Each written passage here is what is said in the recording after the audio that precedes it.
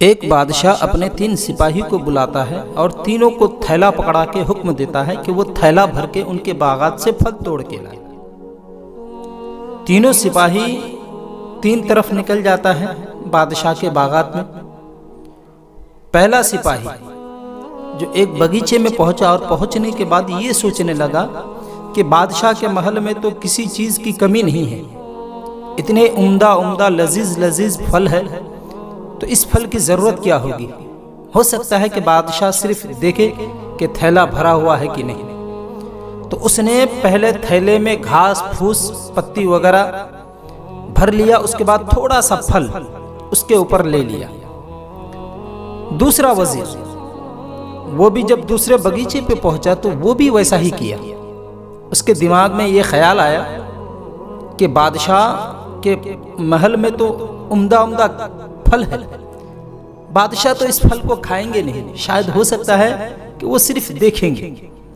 तो दूसरा वजीर भी कच्चा सड़ा पका हुआ ले लिया और थैला भर लिया। तीसरा वजीर के दिमाग में ये ख्याल आया कि हमें बादशाह को खुश करना है। अब वो बादशाह को खुश करने के लिए अच्छा अच्छा और उम्दा उम्दा फल तोड़ा और वो भी थैला भर के बादशाह के महल में आ गया। बादशाह दूसरे दिन तीनों सिपाही को बुलाया और सिपाही को बुलाकर वजीर को हुक्म दिया कि तीनों को अलग अलग कैद खाने में बंद कर दिया जाए और 1 महीने तक इनको खाने पीना का कोई सामान ना दिया जाए। जो ये फल तोड़ के लाया है वही फल ये खाएगा। अल्लाह अकबर कबीरा। उसके बाद क्या हुआ, तीनों को कैद खाने में बंद कर दिया गया और तीनों ने जो थैला भर भर के फल लेकर आए थे वो फल उनके कैद खाने में रख दिया गया और हुक्म दे दिया गया कि यही तुम्हारे महीने भर का खाना पीना है। तो पहला सिपाही जो घास फूस भर लिया था और ऊपर थोड़ा सा फल ले लिया था, तो कुछ दिन तो फल चला, उसके बाद जब कुछ नहीं पाया खाने पीने का, भूख की तड़प से वो मर गया।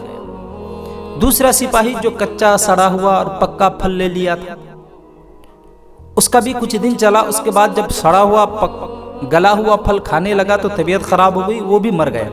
लेकिन तीसरा सिपाही 1 महीने तक आराम से खाया पिया।